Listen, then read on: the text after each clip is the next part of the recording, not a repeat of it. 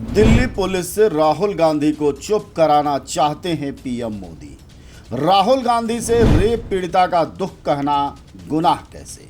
क्या राहुल गांधी को डराकर चुप कराना चाहती है मोदी सरकार? राहुल गांधी की भारत जोड़ो यात्रा में मिली पीड़िता को लेकर अब पूछताछ क्यों? अडानी पर चुप कराने का यह नया बहाना है कि दिल्ली पुलिस के जरिए राहुल गांधी के घर भेजी जा रही है धमकियां। जी हां, सवाल बड़े हैं और जवाब उससे भी बड़े बन सकते हैं। इसीलिए शायद अडानी को लेकर या फिर किरण पटेल को लेकर पीएमओ से लेकर और गृह मंत्री तक सब चुप हैं। पर राहुल गांधी के घर पुलिस भेजने की तेजी है, वह भी किस मामले में?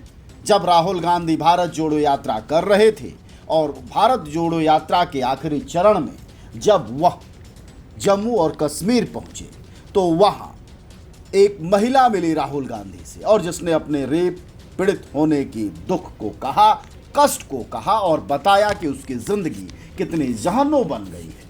उसके बाद बकायदा राहुल गांधी ने कहा कि वह शिकायत दर्ज करे, लेकिन जैसा कि भारत के बहुतायत मामलों में होता है, यौन उत्पीड़न पीड़िताएं या कई बार रेप पीड़िताएं डर और भय, चाहे वह कानूनी लापरवाही का डर हो, पुलिस या जोर जबरदस्ती का डर हो या मिलीभगत का डर हो, वह शिकायत नहीं दर्ज कराती है। उसी तरह का एक मामला राहुल गांधी के सामने भी भारत जोड़ो यात्रा के दौरान आया और इस बात का खुलासा राहुल गांधी ने पत्रकारों से, मीडिया से अपने ट्विटर हैंडल के जरिए किया।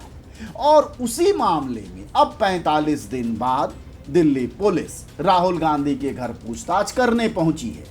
जो दिल्ली पुलिस, जो पीएमओ, जो गृह मंत्रालय अडानी के मामले में चुप्पी साध लेता है, जिस पीएमओ के अंतर्गत किरण पटेल जैसा जाली 420 आदमी मजे मारता है, जी हां ध्यान दीजिएगा शब्द पर, बकायदा मौज काटता है, मजे मारता है, उसके खिलाफ कार्रवाई होने में तो 15 दिन लग जाते हैं। जानकारी 3 फरवरी को होती है, 3 मार्च को, और कार्रवाई होते होते 17 मार्च बीत जाते हैं। सवाल यह है कि इन 15 दिनों में किसको बचाया जा रहा था किरण पटेल के गुनाह में? उसकी जांच की तो जानकारी आपको नहीं होगी, लेकिन राहुल गांधी के घर पुलिस पहुंच जाएगी।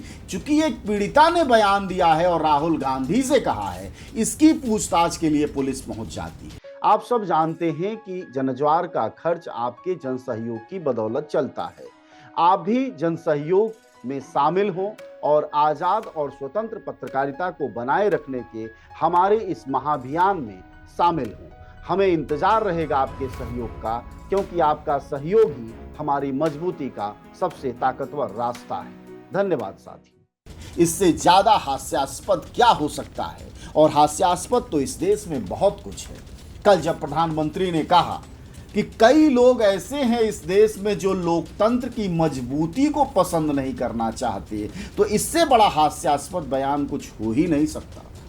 जरा सोचिए, इस देश में विपक्ष की सारी पार्टियां, सभी बुद्धिजीवी, पत्रकार और देश में काम करने वाली सामाजिक संस्थाएं, यहां तक कि जज, और वह भी सुप्रीम कोर्ट में बैठे हुए जज भी कह रहे हैं कि इस देश में लोकतंत्र का खात्मा हो रहा है, एक प्रक्रिया में क्षरण किया जा रहा है, उसकी रीढ़ तोड़ी जा रही है। और दूसरी तरफ प्रधानमंत्री बड़े मजाकिया लहजे में गंभीरता पूर्वक कह डालते हैं कि लोकतंत्र की मजबूती से कुछ लोगों को दिक्कत है। तो क्या राहुल गांधी के घर पुलिस भेज देना लोकतंत्र की मजबूती है और अडानी पर चुप्पी साध लेना और किरण पटेल जैसे 420 भारतीय शोभराजों के साथ मौज काटना और कटवाना लोकतंत्र की मजबूती है? जी हां, जवाब दीजिएगा आप लोग कमेंट बॉक्स में आकर कि आखिरकार लोकतंत्र की मजबूती क्या है? क्या एक रेप पीड़िता का अपना कष्ट कह देना, उसे सुन लेना,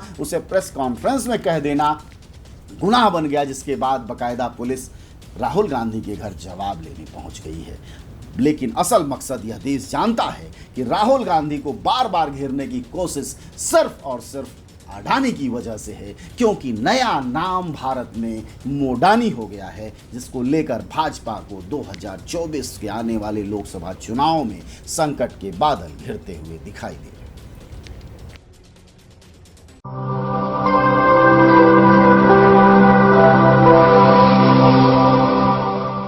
जन ज्वार जनता की मीडिया।